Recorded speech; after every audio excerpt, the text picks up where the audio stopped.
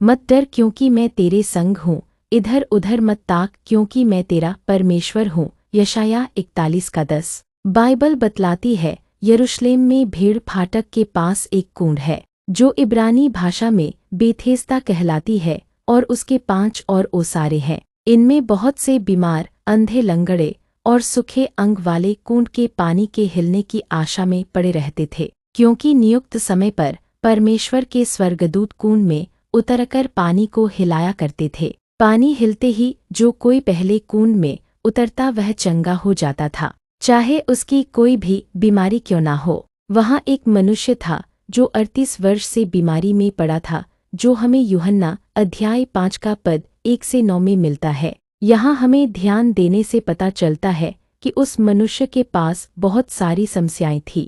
Bible में यह नहीं लिखा है कि उस मनुष्य को कुंड के पास लाया गया तो उसकी उम्र क्या थी, पर बाइबल बतलाती है कि वह एक-एक दिन और एक-एक वर्ष से अपने चंगाई के इंतजार में 38 वर्ष से वहां पड़ा था। उस मनुष्य के अपने लोग, रिश्तेदार, मित्र उनके बीमारी का तरह तरह से इलाज कर चुके होंगे, पर उस रोग का इलाज न होने से निराश होकर वह उसे कुंड के पास उसके ही हालत में छोड़कर चले गए।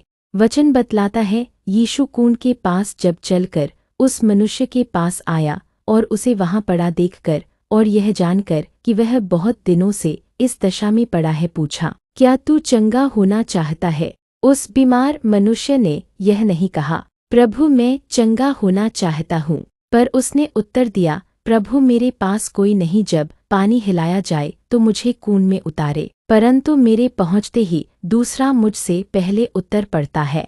हो सकता है वह कहना चाहता था कि कोई उसका मदद करने वाला नहीं है। बीमारी ने उसे अपाहिज बना दिया था, उसके पास कुछ नहीं था तो सिर्फ एक आखिरी उम्मीद थी जिसको वह कभी नहीं खोया, एक आशा थी, और वह जीवन की आशा थी कि उसे एक दिन सर्वशक्तिमान द्वारा चंगाई जरूर मिलेगी। वचन बतलाता है यीशु ने नहीं कहा तू चंगा हो जा। यीशु यह जानकर कि वह अपाहिज है और 38 वर्ष से असहाय पड़ा हुआ है, कहा, उठ अपनी खाट उठाकर चल फिर।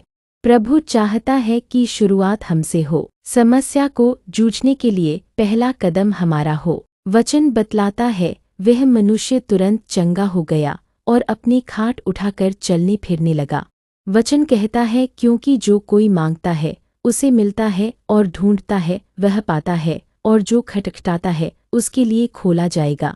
प्रभु कहता है देखो मैं द्वार पर खड़ा हुआ खटखटाता हूँ, यदि कोई मेरा शब्द सुनकर द्वार खोलेगा तो मैं उसके पास भीतर आकर भोजन करूँगा और वह मेरे साथ भोजन करेगा। परमेश्वर जो आशा का दाता है कहता है